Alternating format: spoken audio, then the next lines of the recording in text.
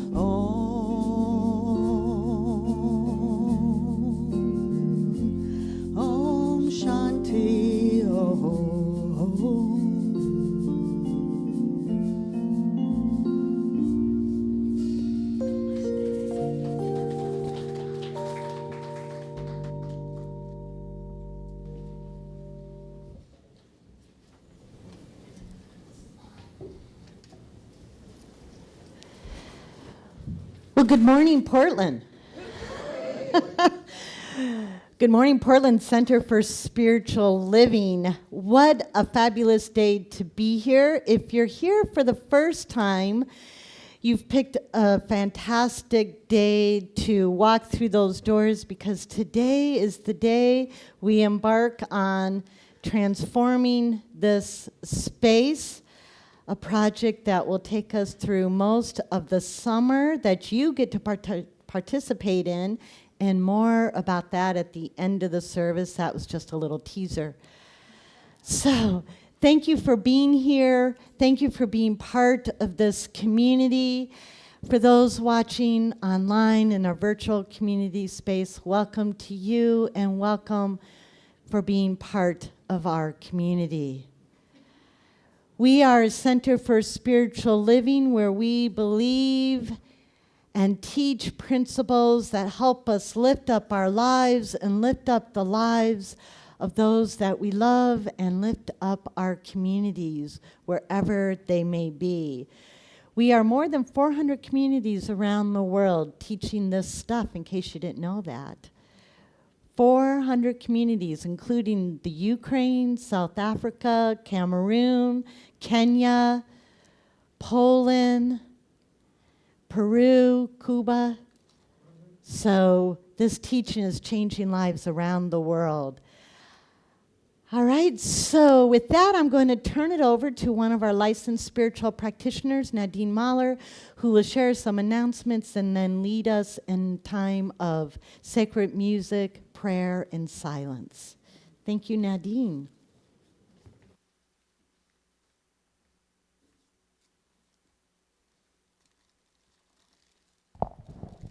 Good morning. My name is Nadine Muller, and my pronouns are she and her, and I serve as a licensed spiritual practitioner here, and it is my honor to be with you today. A special welcome to anyone who may be with us for the first time in person or in our virtual community space. We have welcome packets on the table in the back of the sanctuary for newcomers. And the same packet information is available for our global community on our website, cslportland.org. Both contain information about who we are, what we stand for, and how we may serve you.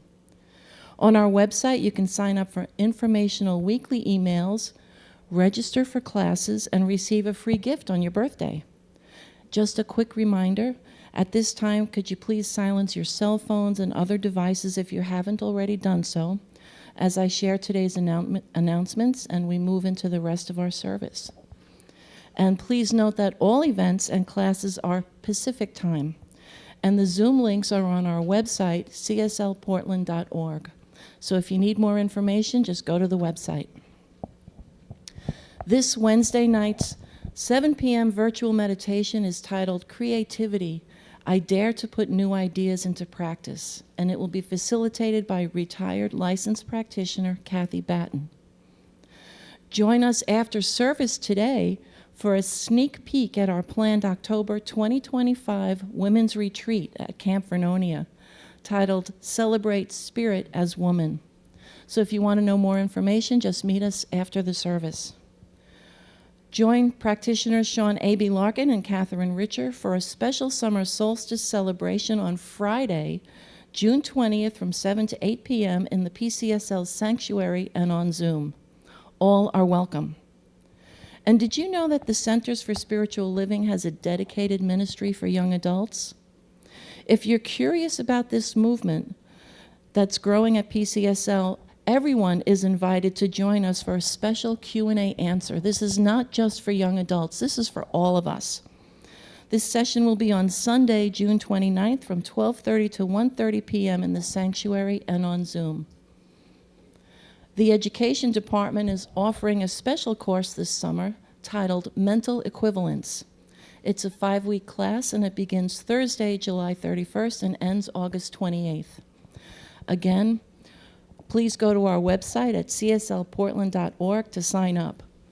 I did that well, right? I went through it so fast.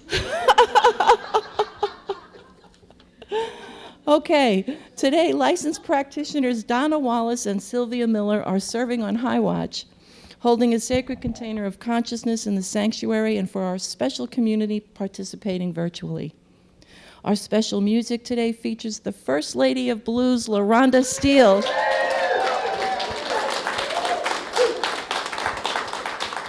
Our special Friends Band, and Laura Perkins. Today's message, the solution to every problem, is by our own Reverend Bridget McCann. And our flowers are courtesy of Pamela Jean. So now I invite you to sit back and relax, because I know that somewhere between the music, the meditation, and the message is exactly what your heart came to receive.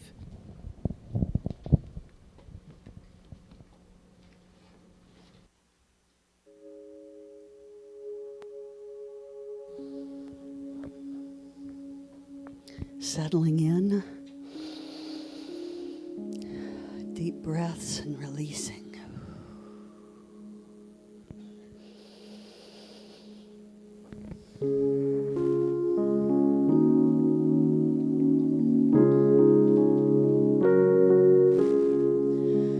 Oh, let this great power wash through. Oh, let this great power wash through. I don't have to wonder what to say or what to do. Just let this great power wash through. Oh, let me see God's light in you. Oh, let me see God's light in you.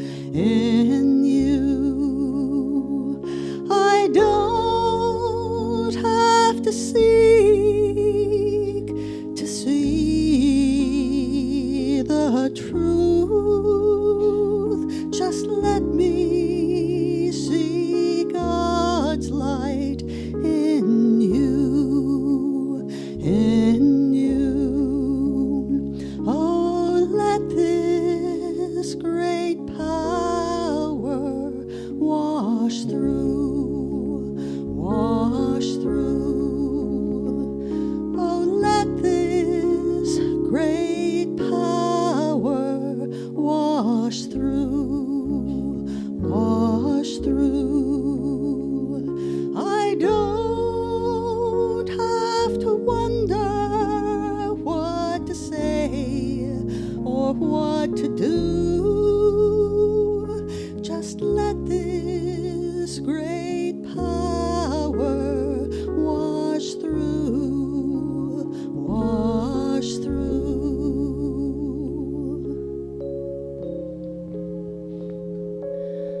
There is one infinite presence, one divine intelligence, one power in back of all that is seen and unseen.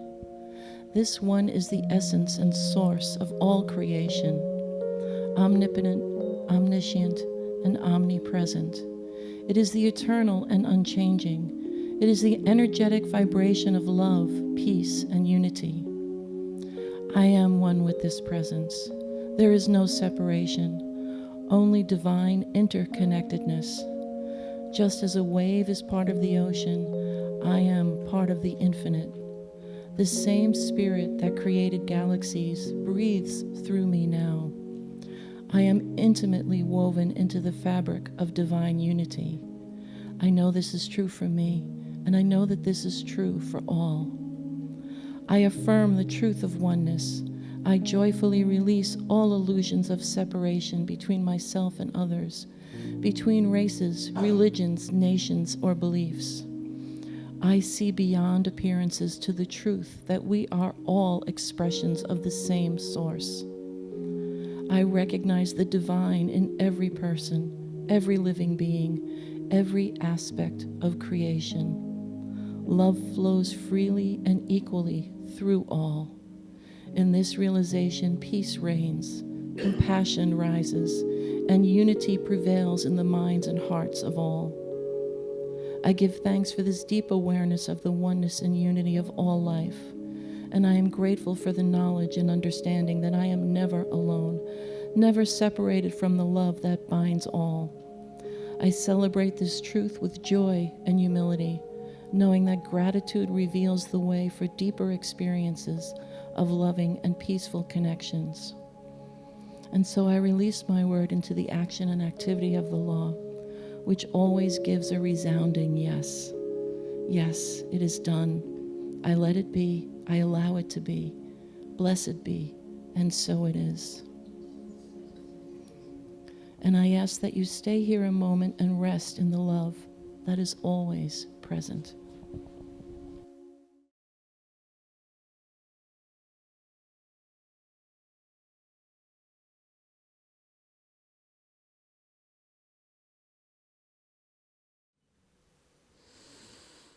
I have the beautiful song by Miss Rickie Byars.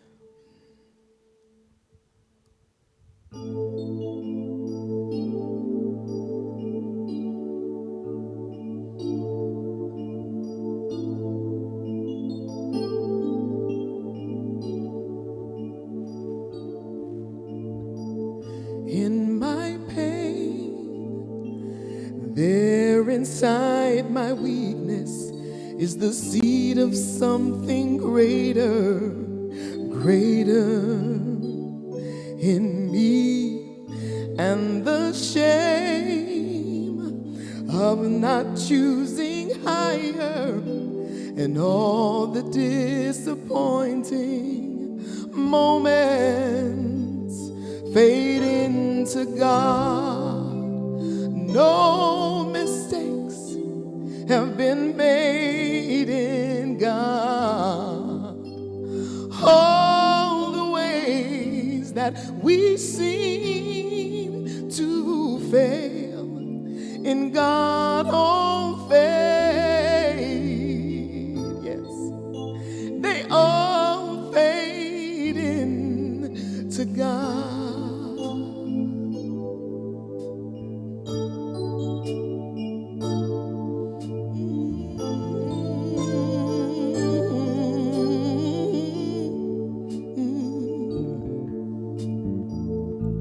No choice, a prisoner of anguish in a jail of I'm so lonely, a jail of all is lost, but the stars are shining to remind us that the seed will need the darkness to change into new life. No mistakes have been made in God. All the ways that we seem to fail, in God all fades. Yes, it all fades into God. Oh yeah.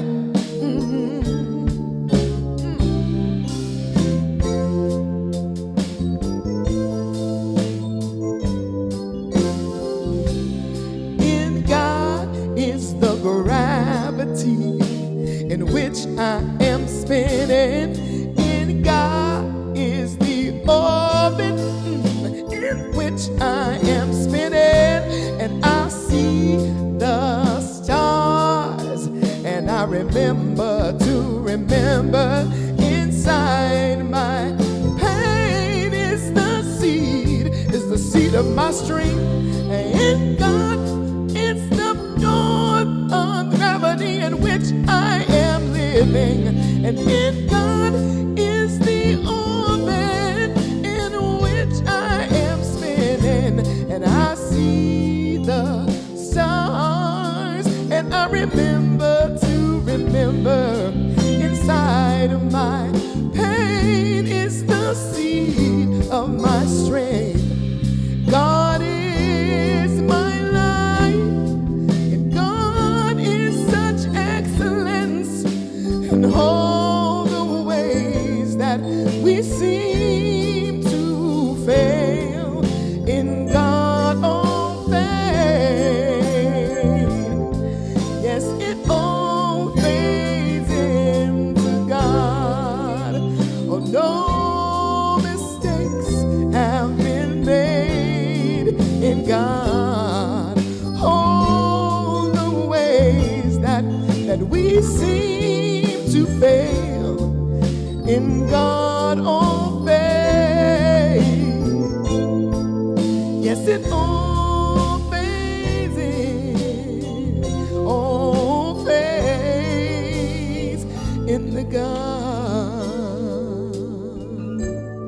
Ooh, all fades into God. Oh.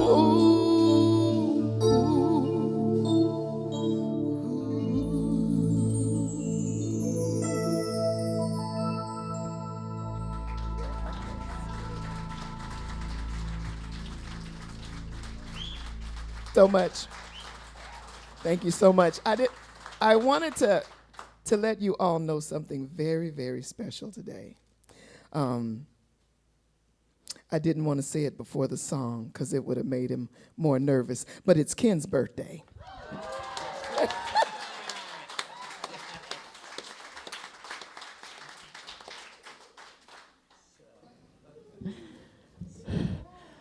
Well, happy birthday, Ken. And thank you, LaRhonda. Woo!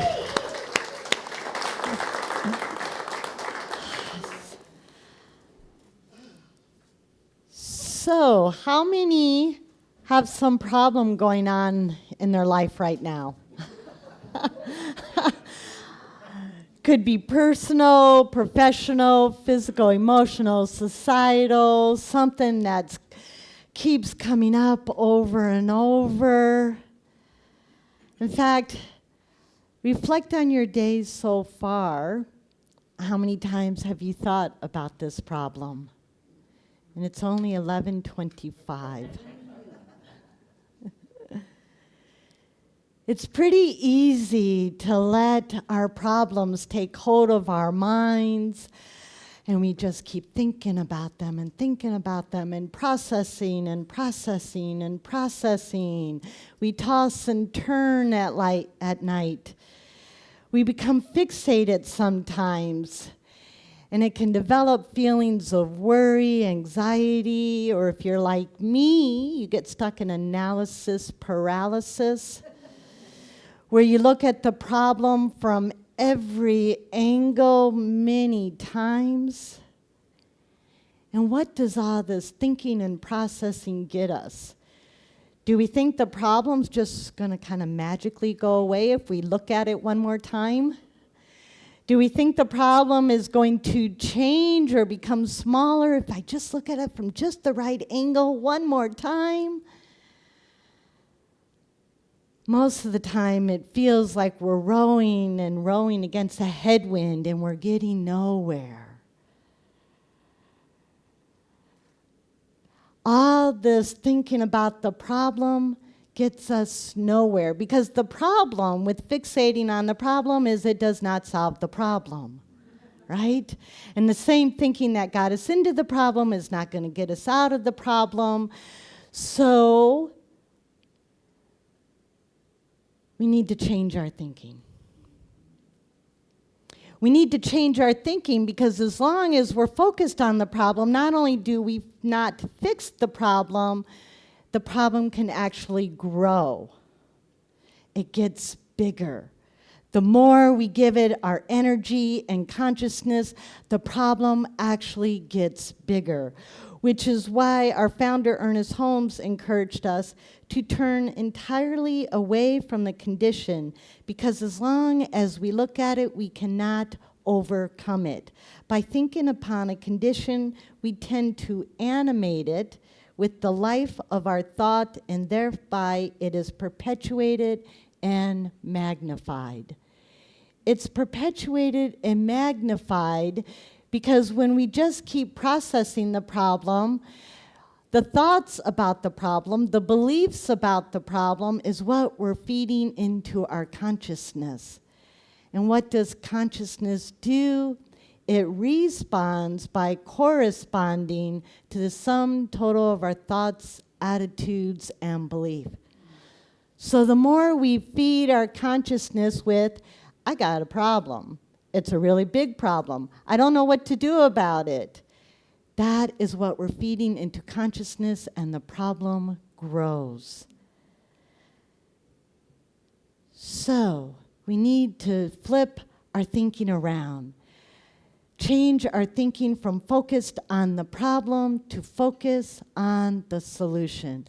Stop giving our energy and consciousness to the problem and start giving our energy and consciousness to the solution. And that solution is the one Spirit. It contains all creativity, all imagination, all guidance, and all solutions. It is the source of all solutions.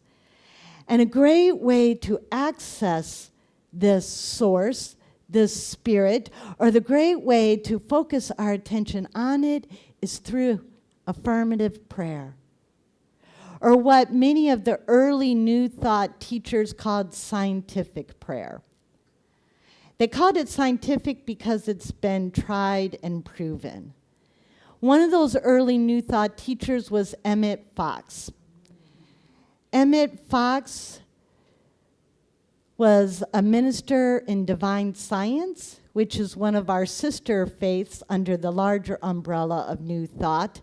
And many years ago, Emmett Fox wrote a little booklet, this little booklet, tiny little thing, but it's the golden key.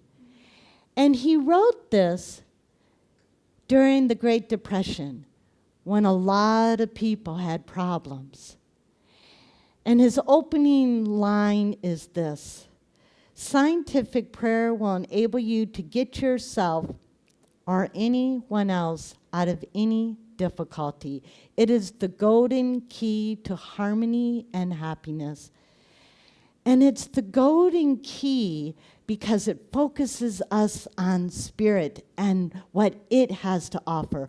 All of those God qualities, it takes us out of the problem and focuses on the solution. Now, let me be clear what I do not mean by this. I do not mean it focuses us on Spirit or God in the sense of an interventionist God, a God that's going to reach down and solve our problems while we just sit there and watch. Which means God is not going to drop $1 million in your lap no matter how long you sit on your meditation cushion. But while you're sitting on that meditation cushion, you might just receive inspiration that, if acted upon, would solve the problem. And we need to act on it. We get to participate in the solution to the problem once received, because Spirit works through us as us. It does not just go, you just sit there, I got this. It's got it, but it needs us to cooperate with it. And it also doesn't mean, this focusing on Spirit, us telling God how to do it. What I mean by that is we don't pray like this. God is, I am, and this is what needs to happen. I need to get this job at this place at this time for X amount of money, or I need to meet this person who knows this thing, blah, blah, blah. We're outlining it all. And because really, if we had the ways and means to solve the problem, we wouldn't be in the mess. So if we had the ways and means, we wouldn't need to do this prayer, and we don't need to tell God or Spirit what the problem or what the solution is. It will come to us and through us. So no outlining. Emmett Fox put it this way: You are only the channel through which the divine action takes place, and your treatment will be just the getting of yourself out of the way. All you have to do is this: stop thinking about the difficulty, whatever it is, and think about God instead. Two things cannot occupy the same space at the same time. So if we're thinking about the problem, we're not thinking about spirit. When we think about the problem, it brings us worry and anxiety, sleepless nights, sometimes even physical illness. When we're focused on spirit, we feel peace and calm, vitality, energy. When we focus on the problem, we're narrow-minded and resistant. When we focus on spirit, we're open-minded and receptive. When we focus on the problem, we shut down. When we focus on spirit, it opens us up. It opens us up because it transforms our consciousness. Instead of feeding our consciousness all the misstated truths about the problem, that it's too big and entrenchable and all that, instead of feeding our consciousness that, we're feeding our consciousness new ideas and thoughts. We're feeding our consciousness ideas and thoughts about abundance and peace and joy. We're feeding our consciousness thoughts about justice and love and wholeness, guidance, wisdom, creativity. Because these are the qualities of that one divine life, that one spirit that animates all. And isn't abundance the solution to scarcity? Love, the solution to hate? Peace, the solution to anxiety? Wholeness to illness? Guidance to confusion? The solution is in spirit, not in the problem. And the more we can focus on spirit, the solution comes to us. Everything we need to implement the solution comes to us. If we need new ideas, they come to us. New connections, they come to us. New resources, they come to us. Because we're transforming our consciousness. Now, at this point, you might be thinking, yeah, but my problem is really big. And it's been with me a long time. But this works. So if you think your problem is too big or too intractable, find one affirmation that resonates with you. One statement of truth that connects you with spirit, and every time the problem comes to mind, take a breath and repeat that affirmation until your mind is no longer on the problem. Whatever affirmation reminds your soul of the truth. It might be, God is all there is. God is with me. God guides me through all things. God is the one source. All my solution is God. I am the beloved child of God. Just take a few seconds right now and find that affirmation that you can commit to whenever your mind wanders to the problem.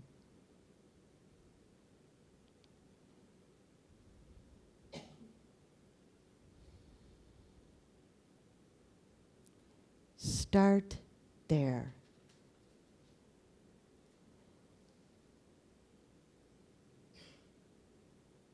The next time, later today or tonight, when you're tossing and turning, close your eyes, take a breath, and say that affirmation. Let it guide you to the truth and away from the problem. The more we do this, bit by bit, we're reprogramming, rewiring our consciousness. We rise above the confusion, above the problem, above the storm of worry and doubt and anxiety, and we're communing and letting in the solution. This kind of consciousness is what Jesus demonstrated in the story that has him walking on water. As we do with Bible stories, we like to look for the metaphysical meaning, what it teaches us about consciousness. And this story, Jesus and his disciples had just fed the multitudes with a few loaves of bread and a few fish.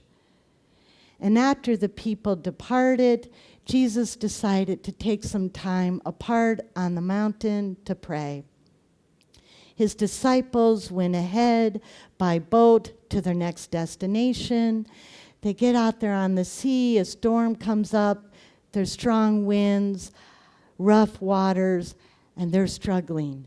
And while they're dealing with that, Jesus is up on the mountain. I have no doubt he was giving thanks for the incredible demonstration they just witnessed of God solving the problem of how are we going to feed these people. And he was in that space of God consciousness. He spent many hours up on that mountain. He came down in the early morning, pre-dawn hours, and he sees his friends out in the boat, and he just goes to them. They see him coming, and they're afraid. And Jesus says, "Do not be afraid, it is I." He steps in the boat, and what happens? Everything is calm. The wind dies down. The sea is smooth. He had just spent hours focused on God, such that his consciousness solved the problem. The storm was gone. Everything was smooth.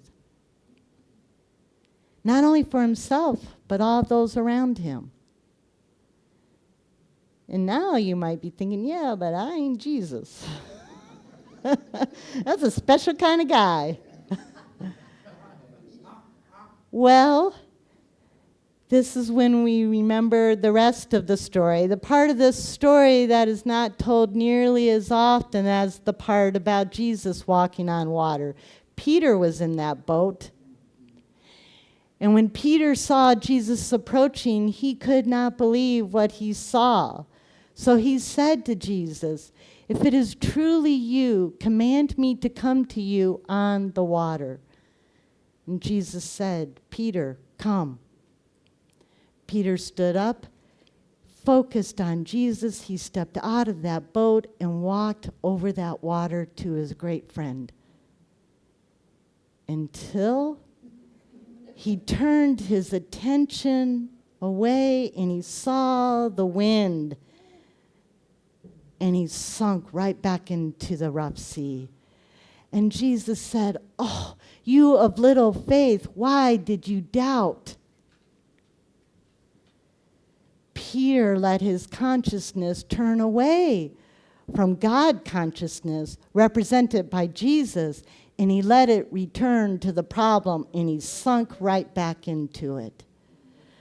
But the good news in the story of Peter is he teaches us that this ability to turn our consciousness away from the storm, away from the problem, and focus on God and solve the problem is available, this ability, to all of us. We can all do this. So I invite you, the next time you're rowing and you're not making any headway, you're feeling tossed about by your problems, take some time apart. Meditate, pray, bring your consciousness to a higher place. Turn your attention away from the problem into God, the golden key. Let's pray.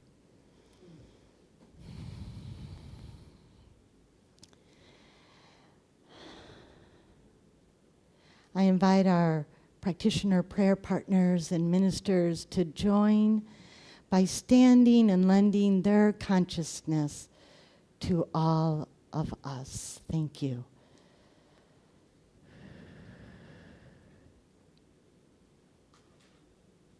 That one spirit that animates all of creation is the source of awe. It is beauty and peace and justice and love. It is wisdom, wholeness, vitality, guidance. It is all that we could ever need. And we are part of it because it lives, moves, and has its being in and through its creation, including me and every single person within the sound of my voice. To it, no problem is too big. To it, there is only solution. And then we invite it in. And I invite everyone now to spend a few seconds in silence with that affirmation that speaks to your heart.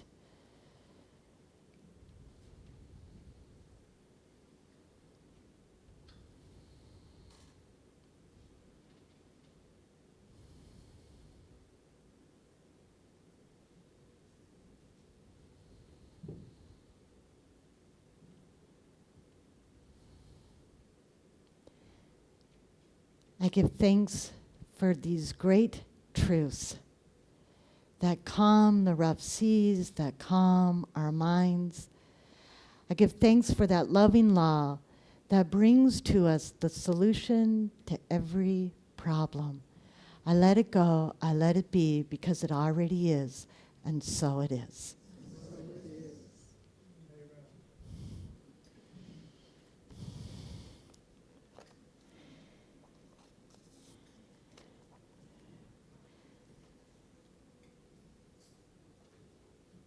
For anyone who would like a copy of this, The Golden Key, on the back table there's a little basket with the number of these. There might be more of you than there are these, but maybe if you're in the same household, take one to share.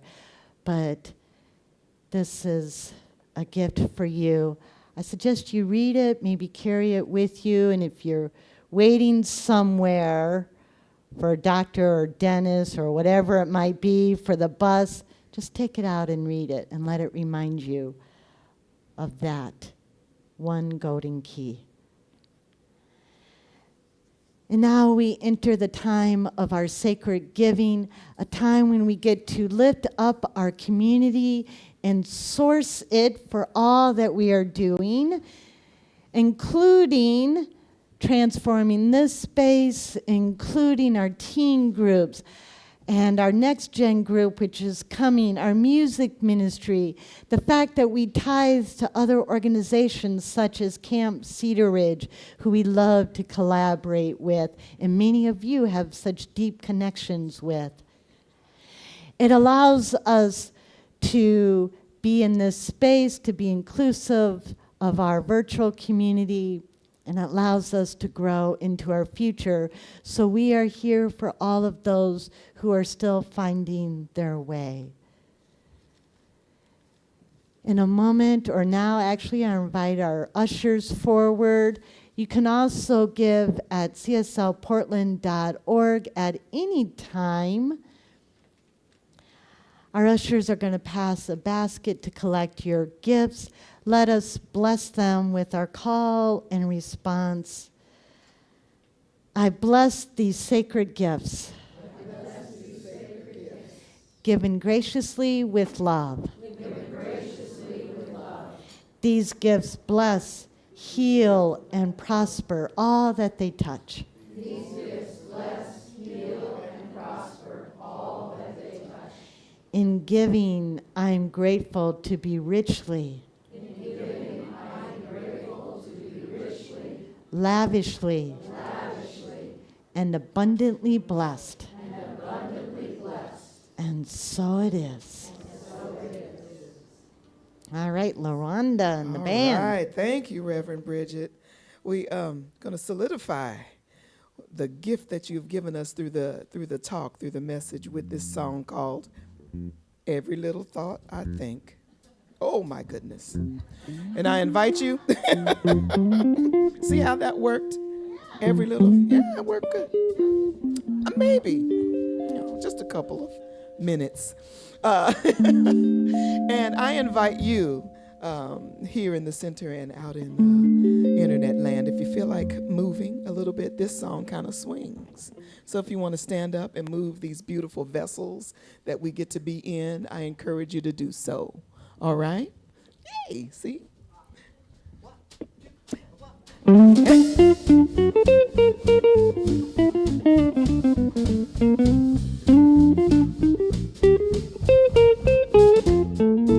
When I'm feeling down and blue, I found a trick I can share with you. I can choose a better way with every little thought I think. All right, hey. Wake up with a bad attitude. I fill my mind with gratitude. I give thanks for everything with every little thought I think.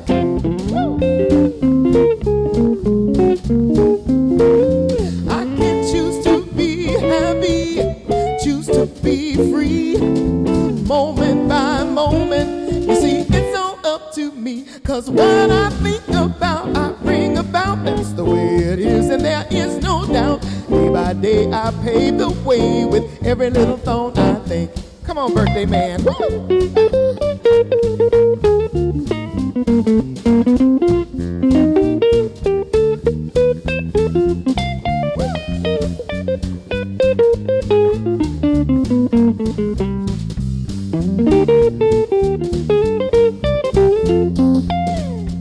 If I wake up with, yeah, what you thinking, what you thinking, what you thinking, watch it, what you thinking, what you thinking, what you're thinking. If I wake up with a bad attitude, I fill my mind with gratitude. I give thanks for everything with every little thought I think.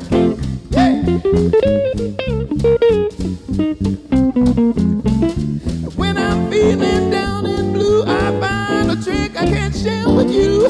I give thanks for everything with every little thought I think. I can choose to be happy, I can choose to be free, and moment by moment, it's all up to me. 'Cause what we think about, we bring about. That's the way it is, and there is no doubt. We can pave a better way with every little thought I think. Day by day, I pave the way with every little thought I think. Day by day, I pave the way with every little thought I think. What you thinking? What you thinking? Come on. What you thinking? What you thinking? Come on. What you thinking? What you thinking? What you're thinking? What you thinking? Yeah, yeah.